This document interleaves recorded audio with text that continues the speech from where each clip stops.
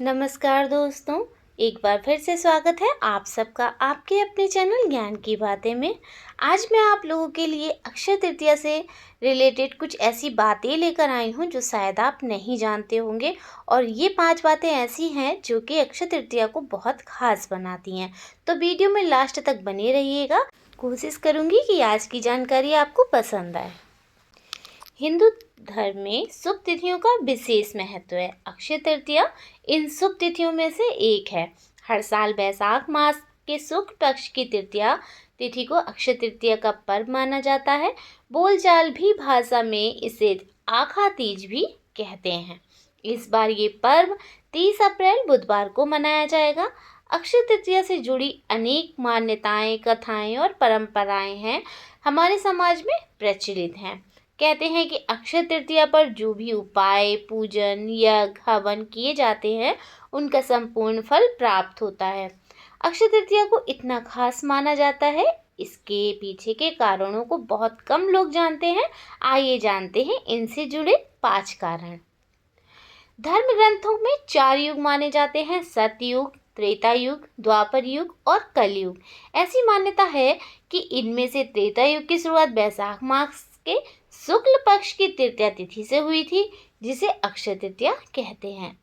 त्रेता युग में कई महत्वपूर्ण घटनाएं घटी, जैसे इसी युग में भगवान श्री राम का जन्म भी हुआ था।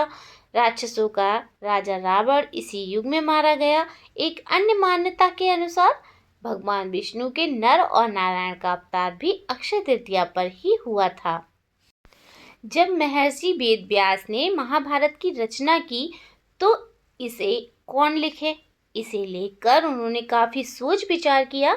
सबसे पहले उन्होंने ब्रह्मादेव को आमंत्रित किया। तब ब्रह्मादेव ने उन्हें भगवान श्री गणेश का आह्वान करने को कहा। जब भगवान श्री गणेश आए तो महर्षि वेद व्यास का ग्रंथ लिखने के लिए हामी भर दी। भगवान श्री गणेश ने जिस दिन महाभारत का लेखन शुरू किया था उस दिन भी अक्षय तृतीया ही थी। क्या आप जानते हैं इसी दिन भगवान परशुराम भी जन्मे थे। भगवान विष्णु के परम क्रोधी अवतार परशुराम का जन्म भी अक्षय तृतीया तिथि पर ही हुआ था। हर साल इस तिथि पर ब्राह्मण समाज के लोग भगवान परशुराम की जयंती बड़ी ही धूमधाम से मनाते हैं। ऐसा कहा जाता है कि भगवान परशुराम अमर हैं, यानी वे आज भी जीवित हैं। भगवान परशुराम किसी गुप्त स्थान पर रहकर तपस्या कर रहे हैं। परशुराम जी का जन्म दिवस होने के कारण ही अक्षय तृतीया को इतना शुभ माना गया है। अक्षय तृतीया से जुड़ी एक मान्यता ये भी है कि गुरु शंकराचार्य जब एक गरीब व्यक्ति के घर भिक्षा मांगने गए तो कुछ न होने पर भी उस व्यक्ति ने एक सूखा हुआ आंवला शंकराचार्य को भेंट कर दिया। उसकी गरीबी देखकर शंकराचार्य ने उसी समय कनकधारा स्रोत की रचना की, जिसे सुनकर देवी लक्ष्मी बहुत प्रसन्न हो गईं और उस गरीब व्यक्ति के घर सोने की बारिश करने लगीं। इसलिए इस दिन सोने की खरीदी भी विशेष रूप से की जाती है। मान्यता है कि अक्षय तृतीया पर खरीदा गया सोना घर में सुख समृद्धि लेकर आता है।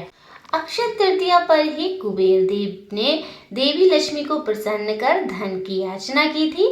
प्रसन्न होकर महालक्ष्मी ने उसे धनाध्यक्ष यानी धन का स्वामी बना दिया।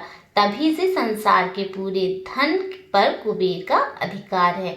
धन के लिए देवी लक्ष्मी के लिए कुबेर देव को ही पूजा की जाती है। पूरे साल में 4 ऐसे दिन आते हैं जो कोई भी कार्य जैसे विवाह आदि बिना मुहूर्त देखे किए जा सकते हैं। इन्हें अबूझ मुहूर्त कहा जाता है। ये 4 अबूझ मुहूर्त हैं: देवउठनी एकादशी, भड़ली नवमी, अक्षय तृतीया और बसंत पंचमी। अक्षय का अर्थ है संपूर्ण यानी पूजा। इस तिथि पर जो भी दान, हवन, यज्ञ, उपाय और शुभ कार्य किए जाते हैं उसका संपूर्ण फल प्राप्त होता है। आशा करती हूँ आज की दी हुई जानकारी आपको पसंद आई होगी। अगर जानकारी पसंद आई हो तो लाइक शेयर करना बिल्कुल ना भूलें और आपके अपने चैनल ज्ञान की बातें को सब्सक्राइब जरूर करें। धन्यवाद।